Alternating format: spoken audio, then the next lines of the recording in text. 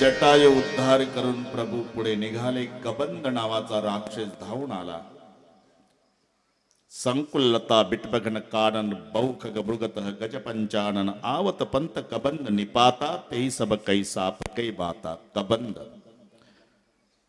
तो पूर्वीचा गंधर्व आहे, पण त्यानं ब्राह्मणाची निंदा केली आणि ब्राह्मणाची निंदा केल्यामुळे त्याला राक्षस व्हावं लागलं. प्रभू सांगताय, सुनू गंधर्व कहू मै तोई. मला सर्व सहन होतं, पण ब्राह्मणाची निंदा करणारा मी सहन करत नाही. सुनहू गंधर्व कहू मै तोही मोही न सहई ब्रह्मकुलद्रोही. आता प्रभू पुढे निघाले. आपण ज्या कथेची वाट पाहत आहात, भिल्लांचा राजा शबर आणि त्या शबराची कन्या ही शबरी. अल्पवयामध्ये लग्न करण्याची परंपरा असल्यानं शबरीच्या पित्यानं शबरीचं लग्न जुळवलं. शबरीच्या लग्नाची तयारी झाली. दारूचे माठ, पशुची दावण, आणि सहजच शबरीनं विचारलं रात्रीला, बाबा हे पशुची दावण, दारूची माठ, तुझं लग्न आहे बेटा, माझ्या लग्नाचा पशु काय संबंध आहे? तुला कळत नाही बाळ, आपल्या मध्ये पद्धत आहे, ही मेजवानी लग्नात द्यावी लागते, नाहीतर माणसं नावं ठेवतात. हे पशु मारणार बाबा, त्यासाठीच आणलेत. एवढे गोजीरवाणे, हो, एवढी दावणची दावण, उद्या कापल्या जाईल, जा झोप. रात्रभर झोपण्याचा प्रयत्न केला, शबरीला झोप आली नाही. बाल मनावर सखोल परिणाम होत असतो. म्हणून प्रौढ व्यक्तीनं लहान लेकरासमोर वागताना मर्यादा सांभाळायची, नाही तर बरेच बाप मुलाला विडी पेटवायला सांगतात. ते आज्ञाधारक पोर 2-4 दिवस व्यवस्थित काम करतं विडी पेटून आणण्याचं, पण एक दिवस तेही चुलीजवळ डोकं चालवतं की हे पप्पा मला सांगतात ना ते ओढतात, मजा असली पाहिजे, इथं टेस्टिंग करायला काय हरकत आहे. तिथंच 2-4 झुरके मारतं इथे, आणि मग आणतं, घ्या पप्पा विडी. कारण जास्त जळली रे, ते जास्त वेळ धरली पप्पा जाळावर, उलटी बाजू बघितली, अरे खालून ओली झाली ना, थुंका लागलेला असतो, अरे खालून ओली झाली, ते 5 वर्षाचं खाली मान घालतं. ओढली वाटतं, गाढवाच्या बच्चा. अर्थ कळाला तुम्हाला? अरे विड्या ओढणं चांगलं आहे का? होईल का परिणाम मुलावर? म्हणून रविवारचा दिवस आहे, इंडिका कार साहेब चालवतात, मॅडम शेजारी बसल्या, 2 मुलं मागं बसली गाडीत. 10 वर्षाची ताई, 7 वर्षाचा मुलगा. त्या दुकानात म्हटलं की समजून घ्या, सांगायची गरज नाही, रविवार. मोठं नेहमीचं ग्राहक आलं म्हणून दुकानदारानं साहेबाला मॅडमला खुर्च्या बसायला दिल्या, चहा वगैरे. तिथे पांढरे शुभ्र 2 ससे होते. त्या दोन्ही मुलांनी 2 ससे उचलले, खेळायला लागले. 15-20 मिनिट त्या सश्याचा लळा लागला. लेकरं ससे सोडेना. ते नोकर आत आले, साहेब तुम्ही ज्या सश्याचं मॉज घ्यायचं म्हणताय ना, ते तुमचे मुलं ससे खेळवतात व सोडतच नाही. ठीक आहे, अरे इकडे या रे, बिस्किट घ्या बाळांनो, बिस्किट. मुलं ससे टाकून आत आले, बिस्किटचे पुढे नादी लावले. पोरं बिस्किट खातायत, मुलगा आणि मुलगी. तोपर्यंत ते दुकानदाराच्या नोकरांनी काम केलं. काळ्या पिशव्या प्लास्टिकच्या भरल्या, डिकीट ठेवल्या. साहेब बसले, मॅडम बसल्या. बिल दिल्यावर वाकून नमस्कार दुकानदाराने केला. मुलं मात्र बसेना. 7च वर्षाचं आणि ते 10 वर्षाची मुलगी. अरे बसा रे गाडीत. ज्या सशांच्या सोबत खेळलो पप्पा, हां ते ससे पाहिजे बंगल्यावर खेळायला. घेतले ते. दिसत नाही ना गाडीत, डिकीट ठेवले रे. डिकीट नको, एक ताईजवळ द्या, एक माझ्याजवळ द्या.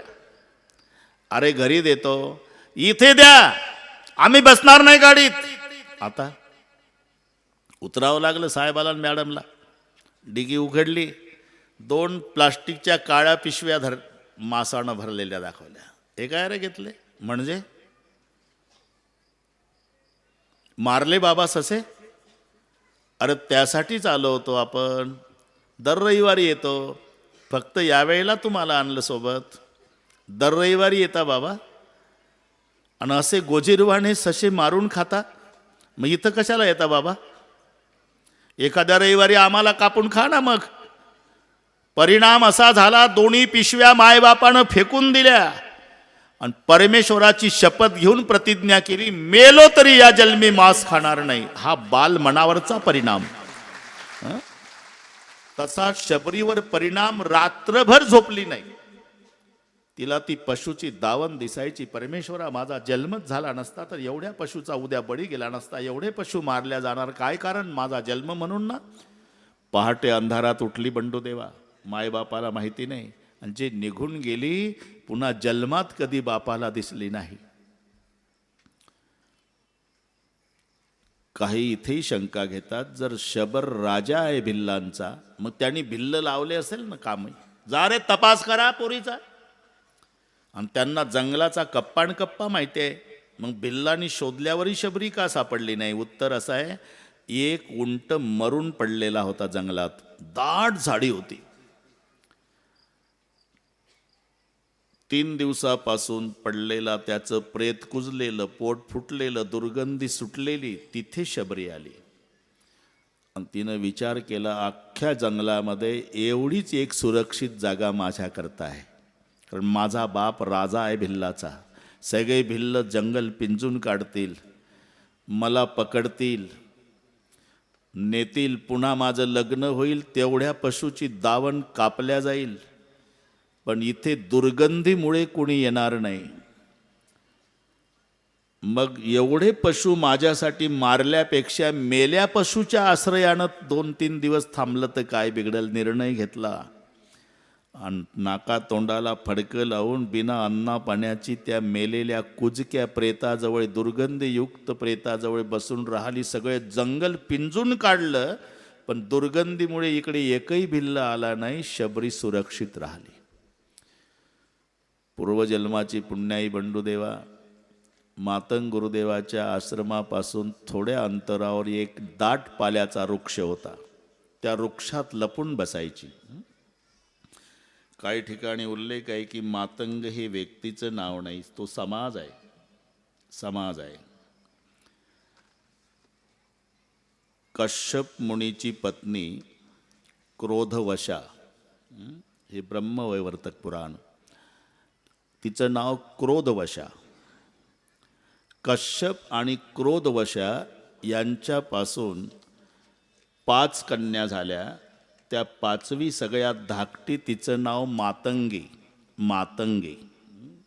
कश्यप आणि क्रोधवशा या दाम्पत्यापोटी जन्म झाला ती मातंगी. आणि त्या मातंगीपासून त्या अरण्यामध्ये जेवढा समाज जन्माला आला, त्या सगळ्यांना मातंग समाज. ते आश्रम करू करू सात्विक समाज आहे. पूजा अर्चा, ध्यान धारणा करायचे, म्हणून त्यातला एक महात्मा मातंग. आणि त्या मातंग ऋषीच्या आश्रमापासून थोड्या अंतरावर दाट पाल्याचा वृक्ष आहे, त्याच्यात शबरी लपून बसायची. मातंग गुरुदेव आणि त्यांचे शिष्य उठायच्या आधी शबरी उठायची.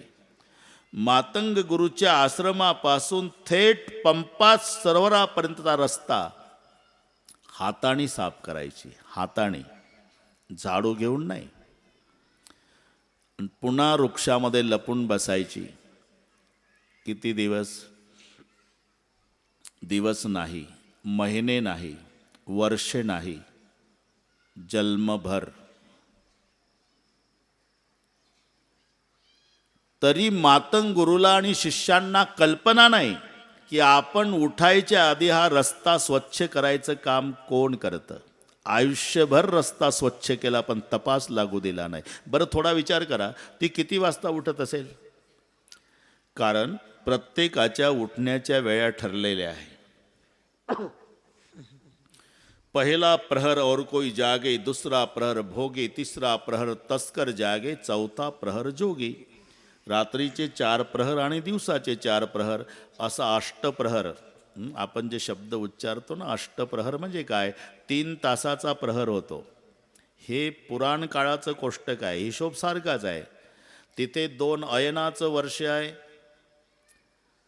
6 महिन्याचा अयन आहे, 2 पक्षाचा महिना आहे, 15 दिवसाचा पक्ष आहे, 8 प्रहराचा दिवस आहे, 3 तासाचा प्रहर आहे, मग 60 मिनिटाचा तास. आपलं डोकं चालवा पुन्हा, मागं मागे जाऊ आपण. 2 अयन बरोबर 1 वर्ष. 2 अयन, 2 अयनाचं 1 वर्ष होतं. अयन 6 महिन्याचा असतो. 1 उत्तरायन, 1 दक्षिणायन. हे पुराण काळाचं कोष्टक, आताचं कॅलेंडर नाही. मी फार जुना आहे इंग्रजाच्या काळातला, आपलं ते वाचून सांगतो मला. 2 अयन. 21 डिसेंबरला सुरू होणार आहे उत्तरायन आणि 21 जूनला सुरू होते ते दक्षिणायन. असं 6 महिने. दक्षिणायन उत्तरायन, दक्षिणायन उत्तरायन. हे 6 महिन्याचं अयन आहे. 2 अयनाचं वर्ष होतं. अयन मात्र 6 महिन्याचा होतो आणि महिना 2 पक्षाचा. पक्ष म्हणजे BJP शिवसेना, राष्ट्रवादी काँग्रेस, हे पक्ष नाही. मग कावळ्यान चिमणी नाही.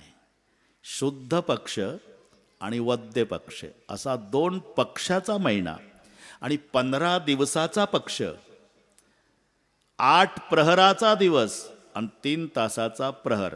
हे कुठून वाढलं आपलं? पहिला प्रहर और कोई जागे. हे शब्द आम्ही मराठी माणसांनीच मराठीचा खून केला. सकाळच्या प्रहराला म्हणतात ना राम प्रहर, आहे की नाही अजूनही? अरे चांगला बोल ना, राम प्रहराच्या वेळी राम प्रहर. 12 वाजताला दुपार. दुपार तो मूळ शब्द दो प्रहर आहे. दुपार म्हणतो ना आपण, तो खरा मुळातला शब्द आहे दो प्रहर. पण घासून घासून त्याची दुपार करून टाकली आम्ही. हे मूळ शब्दाकडे लक्ष द्या. ते पोर आळसलं का रे? ते कुठून आला तो? आळसू नको. हां, ते तुमच्या शेजारचं इकडचं आहे. हां, चंदनवालं. आळसू नको भाऊ. दो प्रहर, दुपार. मग 3 वाजता बरोबर आहे शब्द. तिसरा प्रहर, हे शब्द बरोबर आहे. पण काही काही घासू घासू बोथट करून टाकले, झाली केली दुपार. तो खरा दो प्रहर. पहिला राम प्रहर, 12चा दो प्रहर, 3 वाजता तिसरा प्रहर आणि मग सायंकाळ. मग हे 4 प्रहर दिवसाचे आणि 4 प्रहर रात्रीचे. 6 ते 9 पहिला, 9 ते 12 दुसरा, 12 ते 3 तिसरा आणि 3 पासून 6 पर्यंत चौथा प्रहर रात्रीचे. पहिला प्रहर और कोई जागे. 6 ते 9 सगळे जागे असतात जेवणासाठी. दुसरा प्रहर भोगी, 9 ते 12 सिनेमा बघणारे वगैरे जागे. आणि तिसरा प्रहर तस्कर जागे. 12 ते 3 चोरट्याची वेळ आहे. प्रत्येकाच्या ड्युट्या ठरलेल्या आहे. हमखास चोऱ्या होतात ते रात्री 12 पासून पहाटे 3 पर्यंत. ही चोरट्याची वेळ आहे. तिसरा प्रहर तस्कर जागे और चौथा प्रहर जोगी. 3च्या नंतर साधू जागा होतो, त्याला ब्रह्ममुहूर्त म्हणतात. मग हे मातंग गुरु त्यांचे शिष्य जर 3 नंतर ब्रह्ममुहूर्तावर स्नानाला रोज जात होते, तर त्यांच्या आश्रमापासून सरोवरापर्यंतचा रस्ता हातानं साफ करणारी शबरी रोज किती वाजता उठत असेल तरी आयुष्यात नाही सापडली.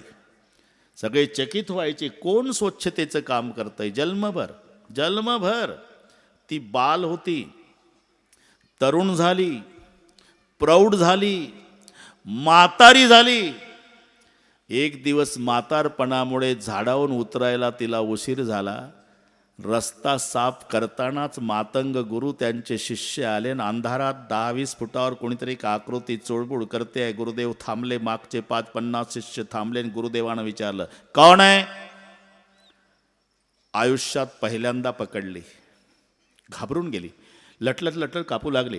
मी भिल्ली नाही बाबाजी, भिल्ल जमाती जन्माला शबरी नाव आहे माझं. भिल्लीन, शबरी, हा रस्ता कोणी साफ केला? मी माझ्या हाताने का रस्ता साफ केला?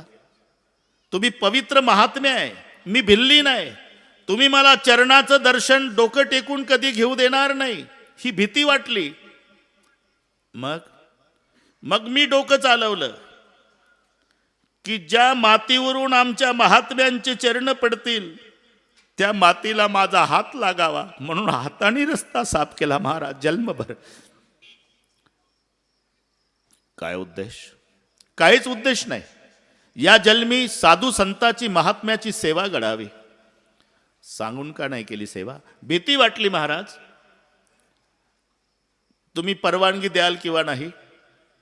शिष्य जवळ आले. गुरुदेव, ही तर बिल्ली नाही म्हणतात, हिनं हाताने रस्ता साफ केला आणि आपण जन्मभर आंघोळ्या करून या रस्त्याहून गेलो, आपल्या कर्माला बाध आली. गुरुदेवाचे लाल डोळे झाले. अरे कोण म्हणतंय कर्माला बाध आली? अरे हे तुकडे माणसानं केले, देवानं नाही. जानत हु भक्ती कर नाता. एक थोडासा विचार करा. बंडूदेवा, सोवळे नेसून गेलेल्या ब्रह्मवृंदांच्या नैवेद्याकडेही न पाहणारा पंढरीचा राजा चोखोबारायाच्या झोपडीत जाऊन दही पितो. काय कारण? उच नीच काही मिळणे भगवंता